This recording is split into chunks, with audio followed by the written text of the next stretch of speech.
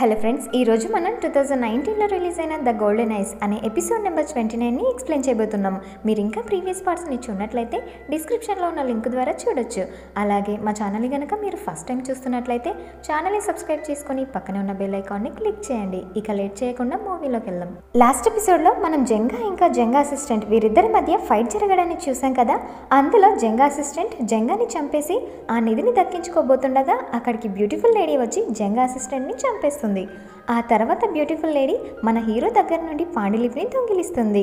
ఆ తర్వాత కాసేపటికి లేడీ హూ మన హీరోని ఇంకా తన ఫ్రెండ్స్ ని చైనాకి తరలిస్తుంది. ఇప్పుడు మనం ఎపిసోడ్ యొక్క స్టార్టింగ్ సీన్ ని చూడబోతున్నాం. ఇక్కడ మనకి మార్నింగ్ సీన్ ని చూపిస్తారు. అప్పుడే బెస్ట్ ఫ్రెండ్ వరండాలోకి వచ్చి రెస్ట్ తీసుకుంటూ ఉండగా సడన్ గా టీచర్ జియా బెస్ట్ ఫ్రెండ్ ని కలవడానికి వచ్చేస్తుంది. ఇక బెస్ట్ ఫ్రెండ్, నేను మైమ్నార్ ఫారెస్ట్ లో ఇరుక్కున్నప్పుడు నువ్వు నాకు పదే పదే గుర్తుకొచ్చావు. నేను నీతో మాట్లాడడానికి చాలా ప్రయత్నించాను, కానీ అక్కడ సిగ్నల్స్ లేనందువల్ల ఫోన్ కలవలేదని అంటాడు. అప్పుడు టీచర్ జియా బెస్ట్ ఫ్రెండ్ని దగ్గరికి తీసుకొని అతనికి ఒక కిస్ ఇస్తుంది. ఆ తర్వాత బెస్ట్ ఫ్రెండ్ కూడా టీచర్ జియాకి కిస్ ఇవ్వబోతుండగా ఇప్పుడే మొత్తం చేసిస్తావా ఏంటి అని అంటుంది. ఆ తర్వాత వీళ్ళిద్దరూ కలిసి మన హీరోని నిద్ర లేపుతారు. ఇక టీచర్ జియా మన హీరో కోసం ఒక సూప్ని రెడీ చేస్తుంది. అయితే ఇక్కడ మనకి తెలిసే విషయం ఏంటంటే ఆ మైమ్నర్ ఇన్సిడెంట్స్ వల్ల మన హీరో ఇంట్లో నుండి బయటకు రావడం లేదని. ఆ తర్వాత టీచర్ జియా మన హీరోతో ఇంకా ఎన్ని రోజులని గతాన్ని తలుచుకొని ఇలా బాధపడుతూనే ఉంటావు, ఇప్పుడు వర్తమానంలోకి రా నువ్వు అని అంటుంది. ఆ తర్వాత బెస్ట్ ఫ్రెండ్, నేను ఆల్రెడీ బ్రదర్మకి కాల్ చేశాను, అతను రేపు పొద్దున కల్లా ఇక్కడికి వచ్చేస్తాడని చెప్తాడు. ఆ తర్వాత మనకి నెక్స్ట్ డే మార్నింగ్ సీన్ని చూపిస్తారు. అయితే ఇక్కడ హీరో యొక్క బెస్ట్ ఫ్రెండ్ ఇంకా బ్రదర్మా ఆ యాంటిక్ మార్కెట్లో తిరుగుతూ ఉంటారు. అలా వీళ్ళు కొంచెం ముందుకు వెళ్ళిన తర్వాత అక్కడ ఇద్దరు వ్యక్తులు గొడవ పడడాన్ని చూస్తారు. అది చూసి బ్రదర్మా ఇంకా బెస్ట్ ఫ్రెండ్ ఎంజాయ్ చేస్తూ ఉంటారు. కానీ వీళ్ళు ఇలా చేయడం మన హీరోకి నచ్చకపోవడంతో హీరో అక్కడి నుండి వెళ్ళిపోతాడు. ఇక హీరో అక్కడి నుండి వెళ్ళిపోవడాన్ని చూసిన బ్రదర్మా ఇంకా బెస్ట్ ఫ్రెండ్ హీరో వెనకాలే వెళ్తూ ఉంటారు. ఆ తర్వాత బ్రదర్మా ఒక చిన్న వ్యాపారస్తుడి దగ్గరికి వెళ్ళి ఒక పురాతన వస్తువుని కొంటూ ఉంటాడు. అది చూసిన మన హీరో అక్కడి నుండి కూడా వెళ్ళిపోతాడు. ఆ తర్వాత మనకి ఈవినింగ్ సీన్ని చూపిస్తారు. ఇక్కడ హీరో యొక్క బెస్ట్ ఫ్రెండ్ ఇంకా బ్రదర్మా ఇంటికి వచ్చేసి ఉంటారు. ఇక బ్రదర్మా, ఏమైంది ఈరోజు ఉదయం నుండి నువ్వు చాలా డల్గా ఉన్నావు అని హీరోని అడుగుతాడు. దానికి హీరో, ప్రతి ఒక్కరూ ఒకరినొకరు మోసం చేసుకోవడంలో బిజీగా ఉన్నారు, అది నాకు అస్సలు నచ్చలేదు, కాబట్టి ఇప్పటి నుండి నాకు ఎదుటి వ్యక్తులకు ఎలాంటి సంబంధాలు లేవు అని చెప్పి హీరో అక్కడి నుండి వెళ్ళిపోతాడు. అప్పుడు బ్రదర్మా, హీరో ఎవరిని చాలా సిన్సియర్గా ప్రేమించారు, వాళ్ళు అతన్ని దారుణంగా మోసం చేశారు, దాన్ని మన హీరో తట్టుకోలేకపోతున్నాడని బెస్ట్ ఫ్రెండ్తో అంటాడు. నాకు తెలిసి అతను ఎవరిని ప్రేమించాడో నీకు తెలిసే ఉంటుందనుకుంటా అని అంటాడు. దానికి బెస్ట్ ఫ్రెండ్, నాకు అస్సలు తెలియదు అని చెప్తాడు. సీన్ షిఫ్ట్ అవుతుంది. ఇక్కడ మనకి పోలీస్ స్టేషన్ని చూపిస్తారు. అయితే జూనియర్ ఒక కేసు గురించి లేడీ ఆఫీసర్తో మాట్లాడుతూ ఉంటారు. ఎప్పుడైతే లేడీ ఆఫీసర్ ఇక్కడ లేదో అప్పటి నుండి జూనియర్ ఒక కేసు పైన పనిచేస్తూ ఉంటాడు.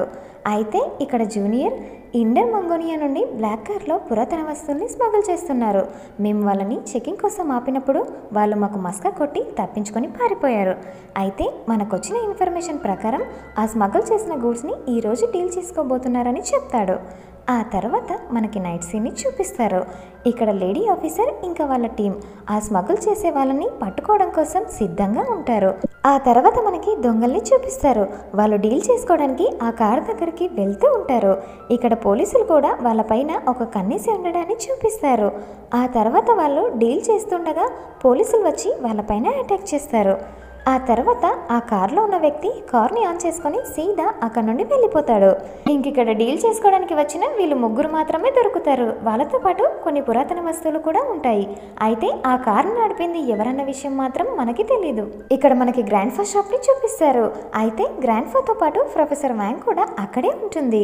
అప్పుడే లేడీ ఆఫీసర్ అక్కడికి వచ్చి ఆ పురాతన వస్తువుల్ని వాళ్ళిద్దరికీ చూపిస్తుంది. అది చూసి ప్రొఫెసర్ వ్యాంగ్, ఈ వస్తువులన్నీ నీకెక్కడ దొరికాయని అడుగుతుంది. అప్పుడు లేడీ ఆఫీసర్, నిన్న రాత్రి మేము కొంతమంది దొంగల దగ్గర ఈ పురాతన వస్తువుల్ని పట్టుకున్నాము, వాళ్ళు ఇన్నర్ మంగోనియా నుండి స్మగుల్ చేసి ఇక్కడికి తీసుకొస్తున్నారని చెప్తుంది. అప్పుడు ప్రొఫెసర్ వ్యాంగ్, ఇది హాన్ సామ్రాజ్యం యొక్క పురాతన వస్తువు, కానీ నేనెప్పుడు వినలేదు ఇలాంటి పురాతన వస్తువులు ఇన్నర్ మంగోలియాలో దొరుకుతున్నాయని.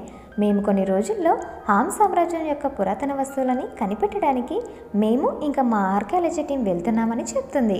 దానికి లేడీ ఆఫీసర్, నాకు తెలిసి ఈ వస్తువులని వాళ్ళు అక్కడి నుండి దొంగతనం చేస్తుంటారేమోనని అంటుంది. అలా వీళ్ళు మాట్లాడుతూ ఉండగా కొంచెం సేపటికి ప్రొఫెసర్ మ్యాంగ్ అక్కడ నుండి వెళ్ళిపోతుంది. ఇక మన లేడీ ఆఫీసర్, మీరు నిజం చెప్పండి, మీకు ప్రొఫెసర్ మ్యాంగ్ అంటే ఇష్టం కదా అని గ్రాండ్ ఫాని అడుగుతుంది. దానికి గ్రాండ్ ఫా కూడా నవ్వుతూ అక్కడ నుండి వెళ్ళిపోతాడు. సీన్ షిఫ్ట్ అవుతుంది. ఇక్కడ మనకి హీరో వరండాలో డల్లుగా కూర్చుండని చూపిస్తారు. అప్పుడే అక్కడికి అంకుల్డా వచ్చేస్తారు. ఇక అంకుల్డా మన హీరోని చూసి ఏమైంది, ఎందుకింత డల్లుగా ఉన్నావని అడుగుతాడు. దానికి మన హీరో, ఈ ఫీల్డ్లో ఒకరినొకరు మోసం చేసుకుంటూ ఉన్నారు, నాకు అది అస్సలు నచ్చడం లేదని అంటాడు. దానికి అంకుల్డా, ఈ ఫీల్డ్లో ఒకరినొకరు మోసం చేయడం సహజమే. ఒకవేళ నీకే కనుక ఏదైనా బంగారం నిధి దొరికిందనుకో, అప్పుడు నీ మైండ్లో ఎలాంటి ఆలోచనలు వస్తాయో ఆ ఆలోచనలే మనుషుల్ని మార్చేస్తాయి. అయితే నువ్వు గతంలో పింజు ఇంకా మైనర్ ఎగ్జిబిషన్స్లలో నీ టాలెంట్ని బయటపెట్టావు. అప్పుడే జనాలందరి దృష్టిలో నువ్వు దేవుడైపోయావు. అందువల్ల నువ్వు జనాలకి ఎక్కువగా ఫోకస్ అయ్యావు. ఒకవేళ నువ్వే కనుక నీ టాలెంట్ని సింపుల్గా చాలా సైలెంట్గా నీ వర్క్ నువ్వు చేసుకుంటూ వెళ్ళిపోయావే అనుకో, వాళ్ళెవ్వరూ నేను నోటీస్ చేయరు. దీనివల్ల నీకు ఇంత టెన్షన్ కూడా ఉండదు. కాబట్టి నువ్వు నీ టాలెంట్ని బయట పెట్టడం కూడా నీకంత మంచిది కాదు.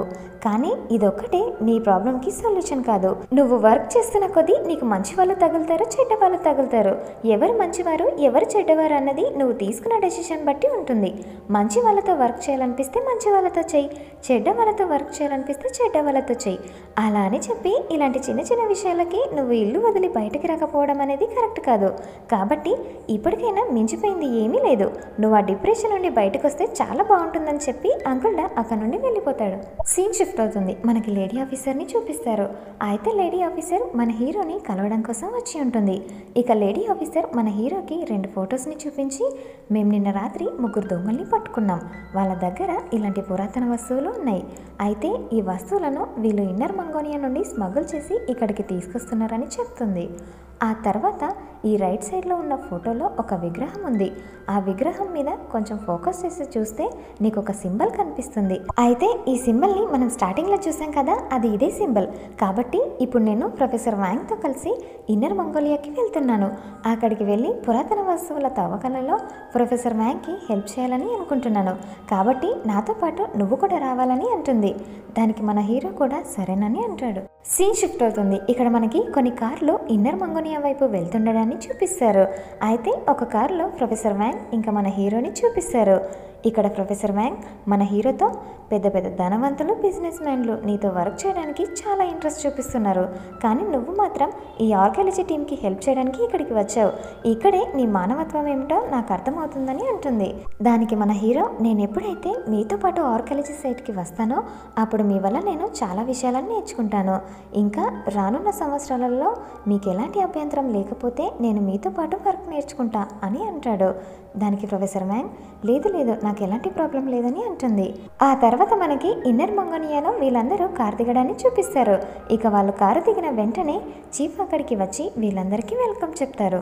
అప్పుడు ప్రొఫెసర్ వ్యాంగ్, మీరు గైడ్ని ఎవరినైనా అరేంజ్ చేశారా మాకు ఈ ఏరియానంతా తిప్పి చూపించేదానికి అని అడుగుతుంది. దానికి చీఫ్, ఇక్కడ చైనీస్ లాంగ్వేజ్ వచ్చిన వాళ్ళు చాలా తక్కువ మంది ఉన్నారు, కానీ ఇక్కడ నాకు తెలిసిన వ్యక్తి ఒకరున్నారు. అతను లోకల్ పర్సనే, అలాగే అతనికి చైనీస్ లాంగ్వేజ్ కూడా వచ్చు. కానీ ఎప్పుడైతే నేను వాళ్ళకి ఆర్కియాలజీ పేరు చెప్పానో అప్పటి నుండి అతను మనతో పాటు వర్క్ చేయడానికి అసలు ఇష్టం లేదని చెప్పి అప్పటికప్పుడే మనల్ని రిజెక్ట్ చేసి అక్కడ నుండి వెళ్ళిపోయాడని చెప్తాడు. ఆ మాటల్ని విన్న ప్రొఫెసర్ వ్యాంగ్ ఇంకొకసారి అతన్ని పిలిపించి కొంచెం కన్విన్స్ చేయొచ్చు కదా అని అంటుంది. సీన్ షిఫ్ట్ అవుతుంది. ఇక్కడ చీఫ్ ఇంకా జూనియర్ వీళ్ళిద్దరు కలిసి ఆ గైడ్తో మాట్లాడడానికి వచ్చి ఉంటారు. అయితే ఆ గైడ్ పేరు వచ్చేసి బకాసురుడు. ఇక్కడ జూనియర్ ఆ బకాసురుడితో, నువ్వెందుకు మమ్మల్ని గైడ్ చేయట్లేదని అడుగుతాడు. అప్పుడు బకాసురుడు చుట్టూన్న ప్రదేశాన్ని చూపించి, నేను చిన్నగా ఉన్నప్పుడు ఈ ప్రదేశం అంతా చెట్లతో చాలా అందంగా ఉండేది, కానీ రానున్న సంవత్సరాలలో ఇలా అయిపోయింది. ఈ విషయాన్ని నేను ఇక్కడ దగ్గరలో ఉన్న గ్రామ పంచాయతీ వ్యక్తికి చెప్పాను, కానీ అతను దీన్ని అస్సలు పట్టించుకోలేదు. ఇప్పుడు మీరేమో ఆర్కియాలజీ పేరు చెప్పి ఈ ప్రదేశానంతా ధ్వంసం చేయడానికి వచ్చారు. ఒకవేళ మీరు గనక ధ్వంసం చేస్తానంటే నేను ఎందుకు మీకు సహాయపడాలి? మీరు ఇలా ధ్వంసం చేసుకుంటూ పోతే నా గుర్రం ఏం తింటుంది అని అడుగుతాడు. దానికి జూనియర్, మేమేమి పర్యావరణాన్ని నాశనం చేయడానికి రాలేదు, మీరు ఇక్కడ లోకల్ కాబట్టి మీకు ఈ ప్రదేశం అంతా తెలుసుంటుంది కదా, అందుకని మేము మీ దగ్గరికి వచ్చాం. మీరు మాకు హెల్ప్ చేస్తే మేమంత డ్యామేజ్ ఏం చేయము, మేము చిన్నగా మా పనిని మేము చేసుకుంటాం. కాబట్టి మీరు మాకు ఆ ప్రదేశాన్ని చూపిస్తే మేము దాన్ని తవ్వుకొని అక్కడ దొరికిన వస్తువులను తీసుకుని వెళ్ళిపోతాం. మీరు మా మాటల్ని నమ్మకపోతే ఒకసారి మాతో పాటు వచ్చి మా టీంతో మాట్లాడండి. ఆ తర్వాత మీ డిసిషన్ మీదేనని చెప్తాడు. సీన్ షిఫ్ట్ అవుతుంది. మనకి ఆర్కియాలజీ టీంని చూపిస్తారు. అయితే ఇక్కడ హీరో ప్రొఫెసర్ వ్యాంగ్తో మాట్లాడుతూ గతంలో జరిగిన విషయాలని గుర్తు తెచ్చుకొని మనం మళ్ళీ గౌన్స్ సిటీకి వచ్చామేమో అని అనిపిస్తుంది.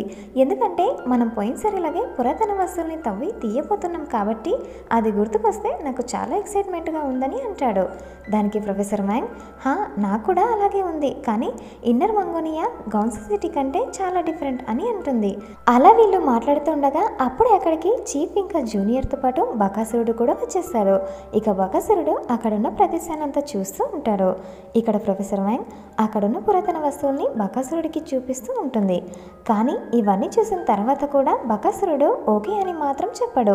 అలా ఈ సీన్ ఇక్కడే కట్ అయిపోతుంది. సీన్ షిఫ్ట్ అవుతుంది. ఇక్కడ మనకి ఇన్నర్ మంగోనియాలో ఫెస్టివల్ సీన్ ని చూపిస్తారు. అప్పుడే లేడీ ఆఫీసర్ కూడా ఆ ఫెస్టివల్లో పార్టిసిపేట్ చేస్తూ వాళ్ళతో పాటే అద్భుతంగా డాన్స్ చేస్తూ ఉంటుంది. ఇదంతా సైడ్ నుండి బకాసురుడు చూస్తూ ఉంటారు. అయితే ఇక్కడ మనకి తెలిసే విషయం ఏంటంటే బకాసురుడు లేడీ ఆఫీసర్ని ప్రేమిస్తున్నాడని. ఆ తర్వాత మనకి జూనియర్ని చూపిస్తారు. ఇక్కడ జూనియర్ వచ్చి మేము చెప్పిన దాని గురించి ఏం ఆలోచించామని బకాసురుడిని అడుగుతాడు. దానికి బకాసురుడు, సరే నేను మీతో పాటు రావాలి అనుకుంటే మీరు నాతో తలపడాలి. ఎందుకంటే మీరు తెలివివంతులే కాదు శక్తివంతమైన వారని నేను గనక నమ్మినట్లయితే అప్పుడు నేను మీకు సహాయం చేస్తానని అంటాడు. అది విన్న జూనియర్ వెంటనే అతనిచ్చిన ఆఫర్ని ఒప్పుకొని అక్కడున్న జ్యూస్ని తాగి బకాసురుడితో తలపడడానికి గ్రౌండ్లోకి వెళ్తాడు. ఆ తర్వాత మనకి జూనియర్ ఇంకా బకాసురుడి మధ్యలో ఫైటింగ్ జరగడాన్ని చూపిస్తారు. అయితే ఇక్కడ బకాసురుడు మన జూనియర్ని భయంకరంగా ఓడిస్తాడు. అది చూసి లేడీ ఆఫీసర్కి చాలా కోపం వచ్చి లేడీ ఆఫీసర్ కూడా గ్రౌండ్లోకి వెళ్ళి నీకు దమ్ముంటే నాతో ఫైట్ చేయమని అంటుంది. అప్పుడే బకాసురుడి తమ్ముడు అక్కడికి వచ్చి మేము ఆడవారితో ఫైట్ చేయమని చెప్తాడు. దానికి లేడీ ఆఫీసర్, ఎందుకు మీరు ఆడవారితో ఓడిపోతారని భయమా అని బకాసురుడి తమ్ముడిని రెచ్చగొడుతూ ఉంటుంది. అప్పుడే బకాసురుడు తన తమ్ముడిని గ్రీసులోకి వదులుతాడు. ఇక్కడ లేడీ ఆఫీసర్కి ఇంకా బకాసురుడి తమ్ముడికి వీరిద్దరి మధ్యలో ఫైటింగ్ జరుగుతూ ఉంటుంది. అలా వీళ్ళు ఫైట్ చేసుకున్న తర్వాత మన లేడీ ఆఫీసర్ బకాసురుడి తమ్ముడిని ఓడిస్తుంది. అది చూసి బకాసురుడు లేడీ ఆఫీసర్తో తలపడడానికి వస్తారు. అలా వీళ్ళు ఫైటింగ్ చేస్తూనే ఉంటారు. అయితే బకాసురుడు లేడీ ఆఫీసర్ని చాలాసార్లు పైకి ఎత్తి కిందికి పడేస్తూ ఉంటాడు. కానీ లేడీ ఆఫీసర్ తనను తాను కంట్రోల్ చేసుకొని కరెక్ట్గా ల్యాండ్ అవుతుంది. అలా లేడీ ఆఫీసర్ చాలాసార్లు తప్పించుకున్న తర్వాత బకాసురుడు నువ్వంటే నాకు చాలా ఇష్టం, నువ్వు ఒప్పుకుంటే నిన్ను పెళ్లి చేసుకుంటానని ఆ గ్రౌండ్లో అందరి ముందు చెప్పేస్తాడు. అది విని మన హీరో లేచి నిలబడి నీకు దమ్ముంటే నువ్వు నాతో ఫైట్ చేయమని అంటాడు. దానికి బకాసురుడు, నాకు తెలిసి నువ్వు లేడీ ఆఫీసర్ని ప్రేమిస్తున్నావు కాబట్టి వెంటనే నువ్వు నాతో ఛాలెంజ్ చేశావు. అయితే సరే, మరి మన ఇద్దరం కలిసి ఒక ఒప్పందం చేసుకుందాం. ఒకవేళ ఈ ఫైట్లో నువ్వు గెలిస్తే నేను మీతో పాటు గైడ్గా చేయడానికి నాకు ఎలాంటి ప్రాబ్లం లేదు. ఒకవేళ నేను గెలిస్తే మా ఇద్దరి మధ్య నుండి నువ్వు వెళ్ళిపోవాలి. నీకు నేను చెప్పింది అర్థమైందనుకుంటా అని అనడంతో ఈ ఎపిసోడ్ ఎండ్ అయిపోయింది. అయితే నెక్స్ట్ వచ్చే ఎపిసోడ్ కోసం కామెంట్ చేయండి. వీడియో నచ్చితే లైక్ చేయండి, సబ్స్క్రైబ్ చేసుకొని మా ఛానల్ని. Thanks for watching.